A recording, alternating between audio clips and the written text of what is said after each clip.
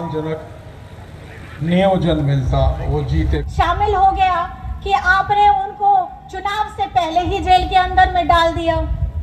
ये तो पूछने वाला सवाल है और ये आपको भी अपने आप से पूछने का सवाल है कि अगर झारखंड का विकास हेमंत सोरेन जी इतनी कुशलता के साथ कर रहे थे तो ऐसा कौन सा केंद्र सरकार को डर आ गया था कि उन्होंने हेमंत जी को, झारखंड के मुख्यमंत्री को, चुनाव से ठीक पहले एकदम जेल भेज दिया।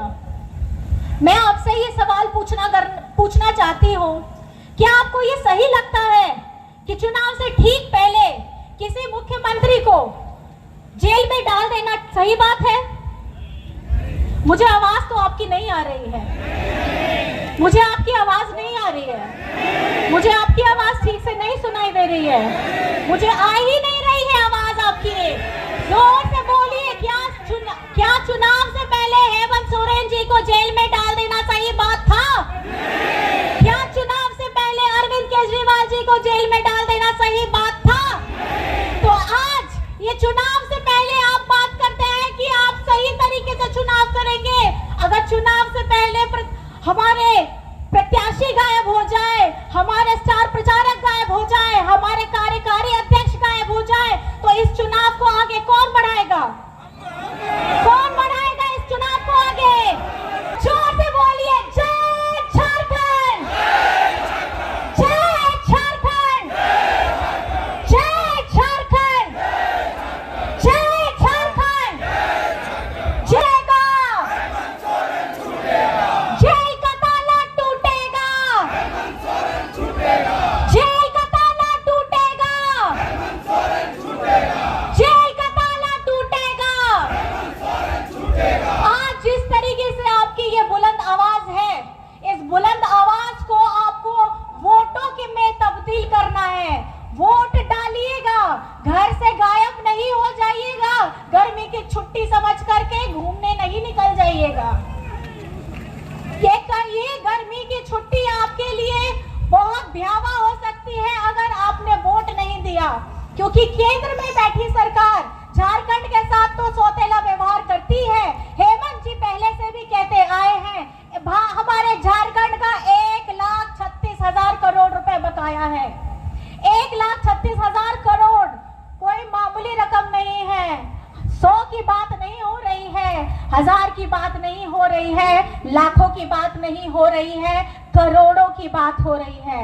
1,36,000 करोड़, अगर ये हमारा झारखंड का बकाया पैसा केंद्र सरकार दे दी होती तो आज यहाँ झारखंड का रूप ही बदल चुका होता। लेकिन ये कभी झारखंड को विकसित होने नहीं देना चाहते हैं।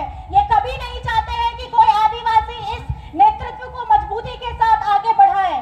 तो मैं आपसे यही कहना चाहूंगी कि आप लोगों को ध्यान देना है कि किस तरीके से ये जुमलेबाज वाली 80 लाख लोगों को, 80 करोड़, मैं अगर गलत हूं तो माफ कीजिएगा, 80 करोड़ लोगों को ये मुफ्त में राशन दे रहे हैं। कितना राशन दे रहे हैं आपको तो पता ही होगा। कितना?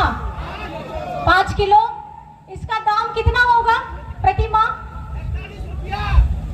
दिन का बोल रहे हैं, महीने, एक दिन का, महीने का? तब तो पता चला कि 1 रुपए से भी कम हो गया। हाँ, हम आपसे भी और उनके बीच का एक नंबर बताते हैं, 150 रुपया रखिए महीने का। चलिए 150 रुपया रखिए तो 30 दिन, एक महीने में आपको एक दिन में ये 5 रुपए का राशन देंगे। ठीक है, तो 5 रुपए का राशन जो मुफ्त में गरीब को देने के लिए, गरीब परिवारों को देने का ये बात कहते हैं, 5 रुपए के बदले में ये आपको बेवकूफ और जुमलेबाजी बना करके ये समझाना चाहते हैं कि हम आपको 5 रुपए प्रतिदिन अनाज देने वाले हैं। 5 रुपए का वो अनाज के बदले आपको भूखमरी मिलेगी। 5 रुपए के बदले आपसे आपका रोजगार आपको याद करने के लिए भूलना पड़ेगा, आपको महंगाई दर भूलनी पड़ेगी, आपको अपना जो उन्होंने 2014 में कहा था कि करोड़ों की नौकरी देंगे, रोजगार देंगे, वो आपको भूलना पड़ेगा। उसके बाद 15 लाख आपके खाते में आएंगे, वो भूलना पड़ेगा।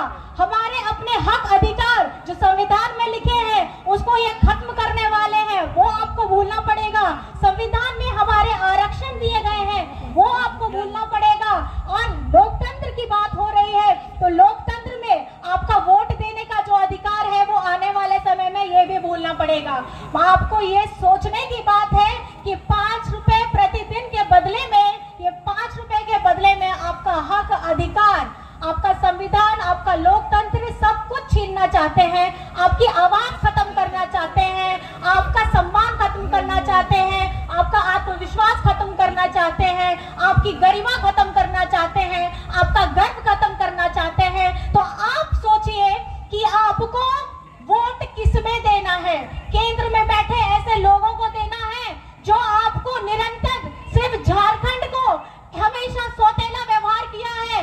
कभी भी हमारे यहाँ पर में जितनी भी योजनाएं लागू की गई थी, हरा राशन कार्ड की लागू की गई थी, ये वही केंद्र की सरकार और पिछली हमारी डबल इंजन की सरकार ने 12 लाख हरा राशन कार्ड को डिलीट करने का काम किया था, खत्म करने का काम किया था।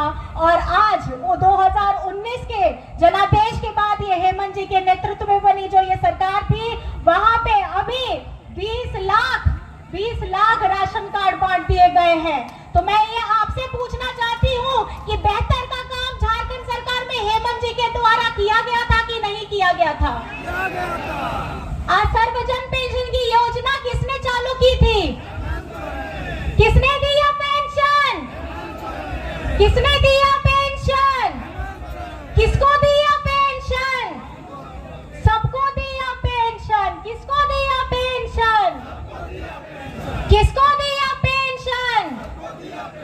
और साथ ही साथ अब वो आवाज की बात, अगर समय बाबा साहब ने संविधान दिया, संविधान देते समय उन्होंने कहा था कि संविधान तो अच्छा है, लेकिन अच्छे से अच्छे संविधान भी अगर बुरे हाथों में चले जाएं, गलत हाथों में चले जाएं, तो उसका परिणाम अच्छा नहीं होता है। भगत सिंह अपने जवानी में शहीद हुए, देश के लिए शहादत दिए और देश को आगाह करके गए थे कि अगर ये गोरे अंग्रेज की जगह पर कोई बुरे अंग्रेज सत्ता पर आ जाए तो हमारी आजादी का बंटाधार हो जाएगा।